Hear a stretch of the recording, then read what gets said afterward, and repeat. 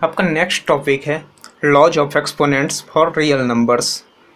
हिंदी में इसको घातांक का नियम या घातांक नियम कहते हैं। तो ये घातांक नियम होता क्या है? If A is greater than zero, अगर ए जीरो से बड़ा है और पी क्यू रेशनल नंबर्स हैं तो एक्सपोनेंट के कुछ लॉज होते हैं। जैसे सबसे पहला क्या है? A to the power m into a to the power n. ठीक है, ए की पावर एम इंटू ए की पावर एन होता कितना है? A to the power m plus n. यहाँ दोनों में क्या है? दोनों में बेस सेम है, इसको बेस बोलते हैं और इसको एक्सपोनेंट बोलते हैं। पावर को ही एक्सपोनेंट कहा जाता है। A to the power m into a to the power n, जहाँ दोनों का बेस सेम है और एक्सपोनेंट या फिर पावर डिफरेंट है तो दोनों को, और दोनों मल्टीप्लिकेशन में है तो दोनों क्या हो जाता है? दोनों का बेस वही रह जाता है और पावर आपस में जुड़ जाता है। जैसे मान लिया जाए, आपको बोला जाए 2 to the power 3 into 2 to the power 5, तो यहाँ देखिए दोनों का बेस सेम है और पावर डिफरेंट है और मल्टीप्लिकेशन में है दोनों। तो इसको सॉल्व कैसे करेंगे? 2 to the power 3 plus 5 equal to 2 to the power 8 हो जाएगा। ठीक है, उसी तरह से दूसरा रूल क्या है?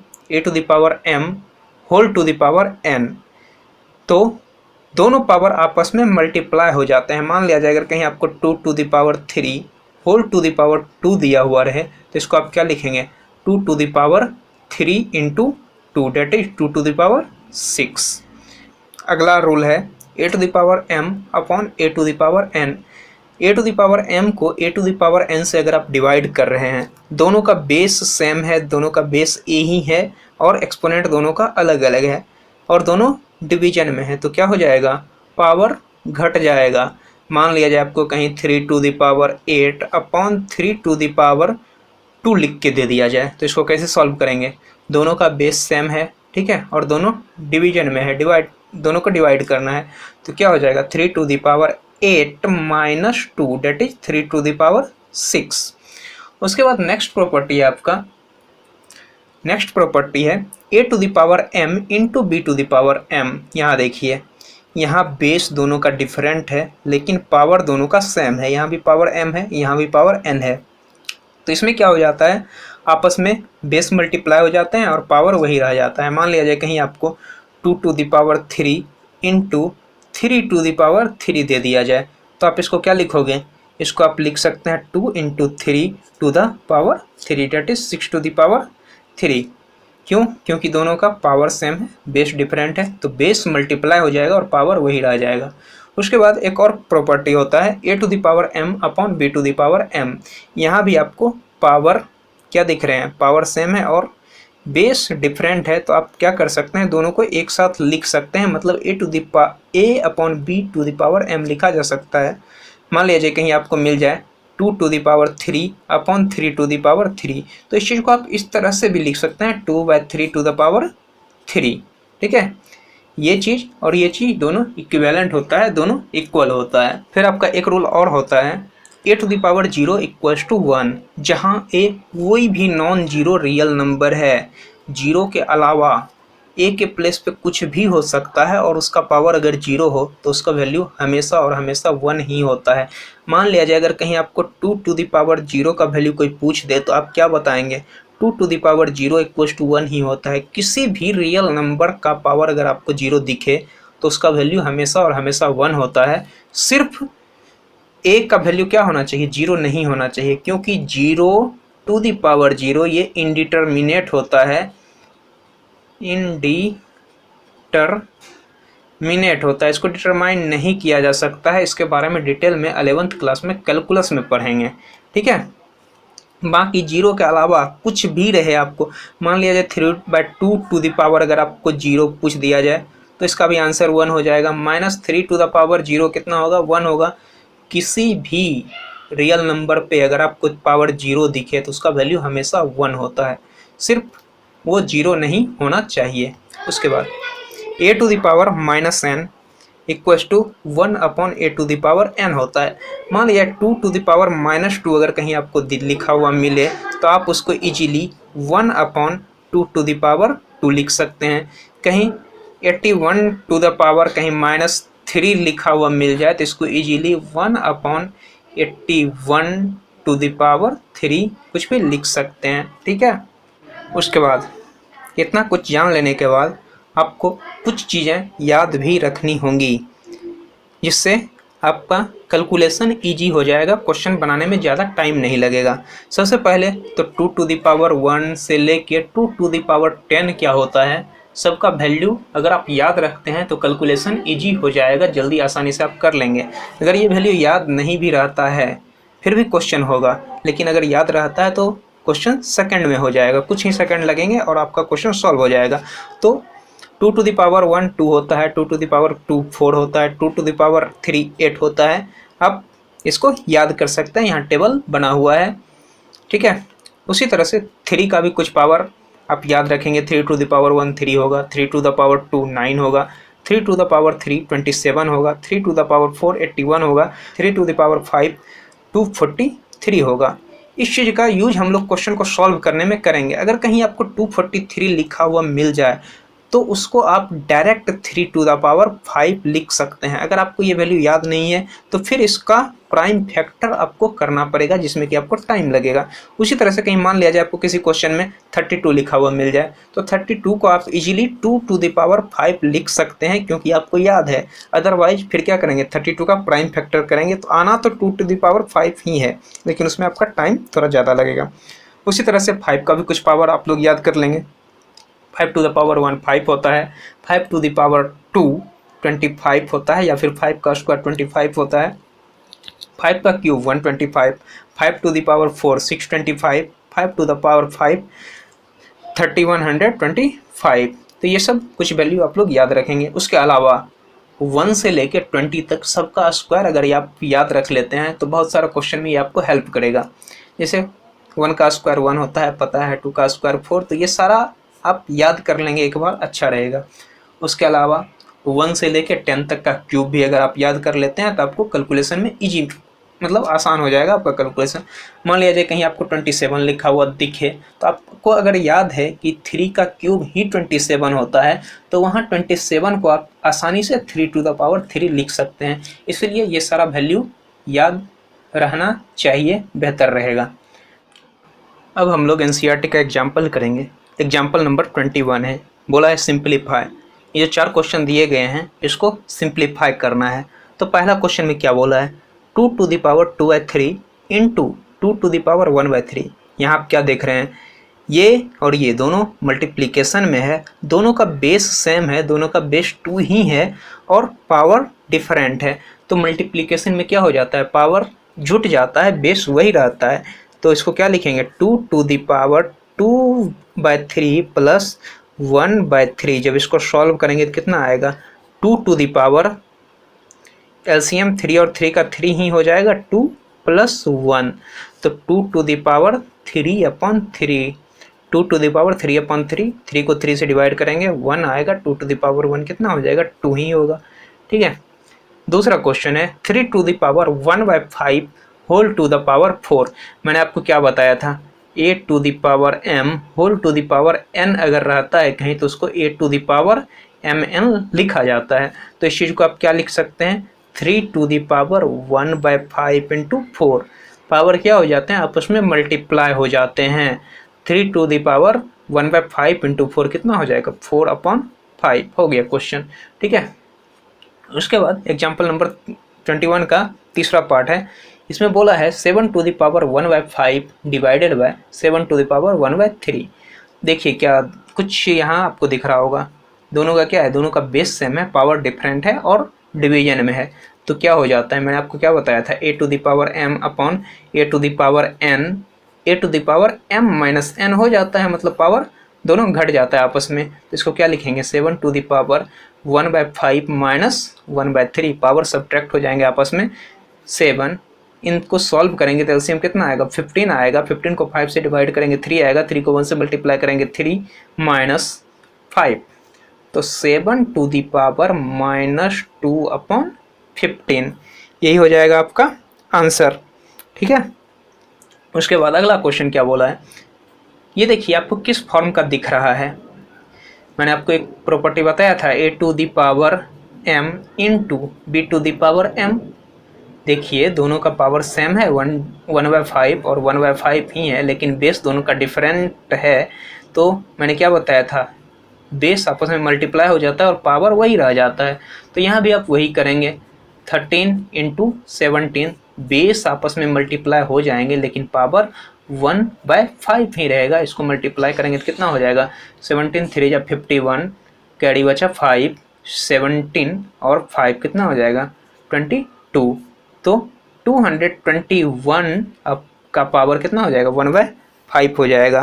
तो आपका ये क्वेश्चन, ये एग्जाम्पल नंबर 21 हो गया। अब हम लोग एक्सरसाइज 1.6 की तरफ चलते हैं। एक्सरसाइज 1.6 में क्या बोला है, इन सब का वैल्यू आपको निकालना है। इन सब का वैल्यू निकालना है तो सबसे पहले हम लोग क्या करते हैं, पहला क्वेश्चन सॉल्व करते हैं।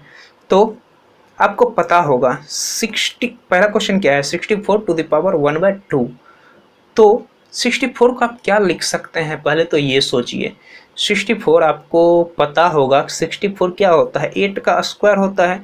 64 को 8 का स्क्वायर लिख सकते हैं और उसका पूरा का पावर कितना है 1/2 है। 64 को ही मैंने 8 का स्क्वायर लिखा और होल टू द पावर कितना है 1/2 है। तो पावर की पावर क्या हो जाएगा, पावर आपस में मल्टीप्लाई हो जाएंगे क्या, तो 2 और 2 कैंसिल हो जाएंगे, बचेगा 8 टू द पावर 1 और 8 टू द पावर 1 कितना होता है 8 ही होता है। आप ऐसे कर सकते हैं। अगर आप चाहें तो 64 को क्या लिख सकते हैं, 64 को 2 टू द पावर 6 भी लिखा जा सकता है। मैंने 2 टू द पावर 1 से 2 टू द पावर 10 तक याद करने के लिए बोला था, वहाँ बताया था 2 टू द पावर 6 कितना होता है 64 होता है। तो 64 को आप 2 टू द पावर 6 भी लिख सकते हैं। तो 64 को मैंने क्या लिखा 2 टू द पावर 6 और उसका पावर कितना है 1/2। तो 2 टू द पावर 6 इंटू 1/2 हो जाएगा। पावर की पावर के ऊपर पावर रहता है तो क्या हो जाता है, पावर आपस में मल्टीप्लाई हो जाता है। तो 6 इंटू 1/2 कितना हो जाएगा 3 हो जाएगा, 3 टाइम्स चला जाएगा तो बचेगा कितना 2 to the power 3। 2 to the power 3 कितना होता है 2 गुने 2 गुने 2 तो 8 होता है, 8 होता है। तो ऐसे कर सकते हैं। अगर आपको ये भी नहीं पता कि ये 8 का स्क्वायर है, ये भी नहीं पता कि ये 2 टू द पावर 6 है, तो फिर आपको क्या करना पड़ेगा 64 का प्राइम फैक्टर कर लीजिए। कितने बार में 32, 16, 8, 4, 2, 2। देखिए 1 2 3 4 5 6, 2 टू द पावर 6 लिखेंगे 64 को। ऐसे भी आप कर सकते हैं। हालांकि ये क्वेश्चन बहुत ईजी है, आपको दिख जाना चाहिए 64 क्या है 8 का स्क्वायर ही है। ठीक है, तो ये क्वेश्चन हो गया। दूसरा क्वेश्चन बोला है 32 टू द पावर 1/5। मैंने आपको क्या बताया था, 32 को क्या लिख सकते हैं, 32 को 2 टू द पावर 5 लिखा जाता है। मैंने बोला था याद रखने के लिए। अगर आपको याद नहीं भी है तो आप क्या करेंगे 32 का प्राइम फैक्टर निकाल लेंगे। करना शुरू कीजिए, 2 से 16 टाइम्स, 2 से 8 टाइम्स, 2 से 4 और 2 से 2। देखिए 1 2 3 4 5 मतलब 32 जो है 2 टू द पावर 5 ही है। अगर आपको याद है तो आप तुरंत लिख देंगे, अगर आपको याद नहीं है तो आपको इसका फैक्टराइजेशन करना पड़ेगा। तो 32 को मैंने 2 टू द पावर 5 लिखा, उसका भी पावर 1/5 है। तो यहाँ पावर और होल पावर 1/5 है। तो यहाँ क्या हो जाएगा, पावर आपस में मल्टीप्लाई हो जाएगा। 5 इंटू 1/5 कितना हो जाएगा 1 ही हो जाएगा। 2 to the power 1 equals to 2 answer आ गया। उसी तरह से 125 को आप क्या लिख सकते हैं, 125 को मैंने बताया था कि 5 का भी कुछ पावर आपको याद रखना है।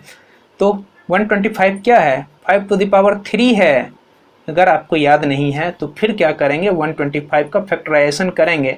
किस चीज़ से लगेगा 5 से लगेगा। कितने बार में 5 2 या 10 बचा 2 बन गया 25, 5 5 या 25। फिर 5 से जब इसको करेंगे तो 5 ही आएगा।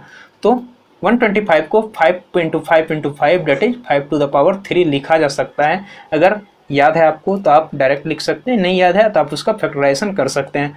ठीक है, तो इसको क्या लिखेंगे 5 to the power 3 into 1/3। Power की पावर रहता है तो आपस में पावर मल्टीप्लाई हो जाता है, 3 3 कैंसिल हो जाएगा, बचेगा कितना 5 टू द पावर 1। आंसर आएगा कितना 5। तो ये क्वेश्चन आपका हो गया।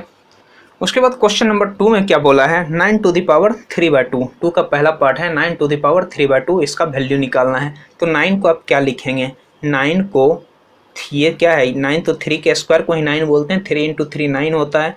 ठीक है, 9 को 3 का स्क्वायर लिखेंगे और उसका होल पावर कितना है 3/2 है। तो यहाँ क्या हो जाएगा, पावर आपस में मल्टीप्लाई हो जाएंगे क्योंकि पावर और होल टू दी पावर है, तो 2 इंटू 3/2 हो जाएगा। 2 इंटू 3/2 कितना हो जाएगा, 2 कैंसिल आउट हो जाएंगे, तो बचेगा कितना, 3 to the power 3। 3 to the power 3 कितना होता है, तो आपको याद होना चाहिए 27 आता है।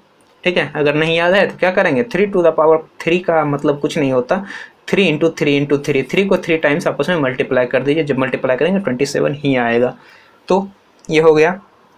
दूसरा है 32 टू द पावर 2/5।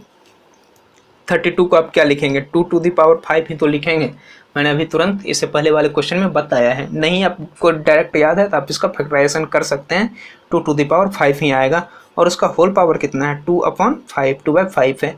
ठीक है, तो 2 to the power 5 whole to the power 2/5 है, तो क्या हो जाएगा, पावर आपस में मल्टीप्लाई हो जाएगा।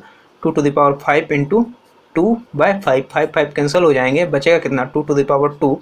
2 टू द पावर 2 को आप क्या लिखेंगे, 4 लिखेंगे, हो गया।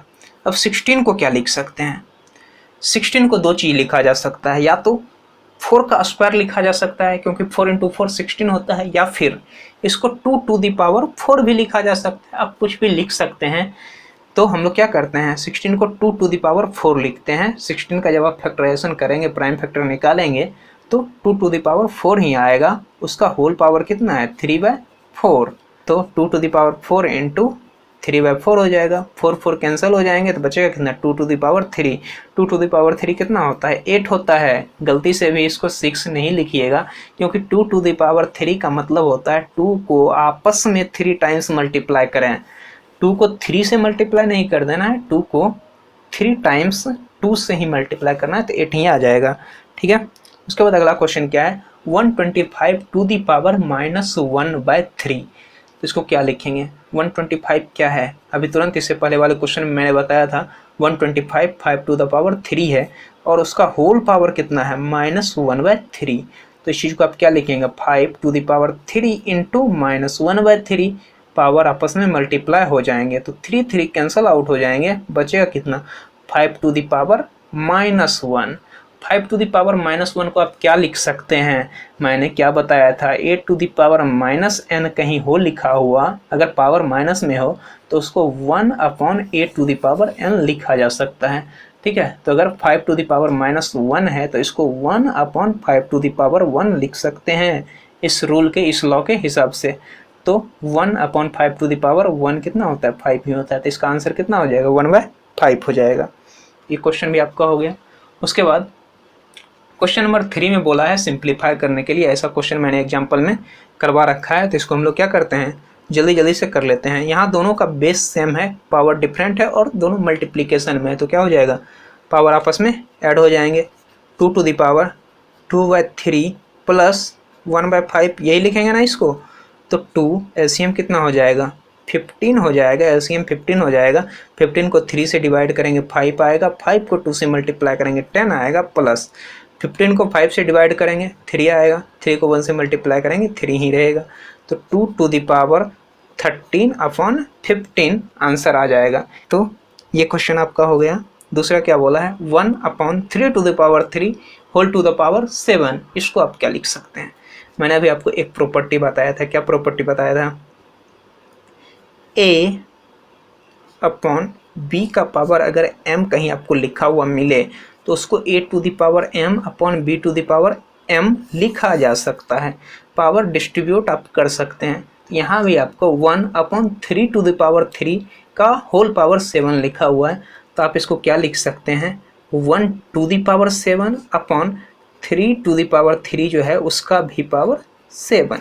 अब बताइए 1 टू द पावर 7 कितना होगा, 1 टू द पावर 7 1 ही होगा। 1 के ऊपर पावर कुछ भी रहे हमेशा 1 ही होता है, क्यों, क्योंकि 1 को आपस में कितने भी टाइम्स आप मल्टीप्लाई करें तो 1 ही आता है। मान लीजिए 1 का पावर कहीं आपको 5 लिखा हुआ मिल जाए, तो इसका वैल्यू 5 गलती से भी मत लिख दीजिएगा, 1 टू द पावर कुछ भी रहे तो 1 ही होता है। ठीक है, 1 टू द पावर 5 क्या लिखेंगे, 5 बार 1 ही को तो आपस में मल्टीप्लाई करेंगे तो 1 ही आएगा। ठीक है, तो 1 टू द पावर 7 1 ही हो जाएगा, और 3 टू द पावर 3 और होल टू द पावर 7 कितना लिखेंगे, 3 का पावर 21 लिखेंगे, क्योंकि पावर और उसके ऊपर भी पावर रहता है तो आपस में वो मल्टीप्लाई हो जाते हैं।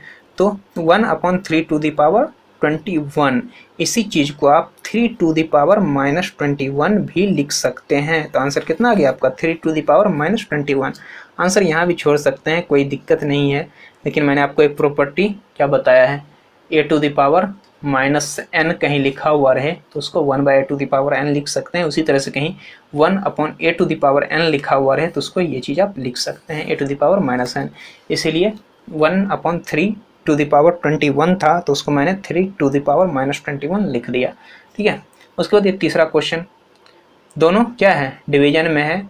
ठीक है, 11⁻1/2 डिवाइडेड बाय 11⁻1/4। तो डिवीजन में क्या होता है, पावर सब्ट्रैक्ट हो जाते हैं, 1/2 माइनस 1/4।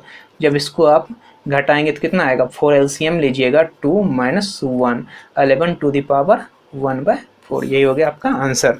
ठीक है, उसके बाद अगला क्वेश्चन है। अगला क्वेश्चन क्या है, 7⁻1/2 इंटू 8⁻1/2। तो यहाँ दोनों का बेस डिफरेंट है लेकिन दोनों का पावर सेम है। तो क्या हो जाएगा, आपस में बेस मल्टीप्लाई हो जाएंगे और पावर वही रह जाएगा। तो कितना आ जाएगा, 56⁻1/2। तो इस तरह से आपका पहला चैप्टर पूरा का पूरा नंबर सिस्टम समाप्त हुआ। अगर आपको चीज़ें पसंद आ रही हो तो वीडियो को लाइक कर देंगे, चैनल को सब्सक्राइब करेंगे और अपने दोस्तों के साथ शेयर भी कर देंगे। धन्यवाद।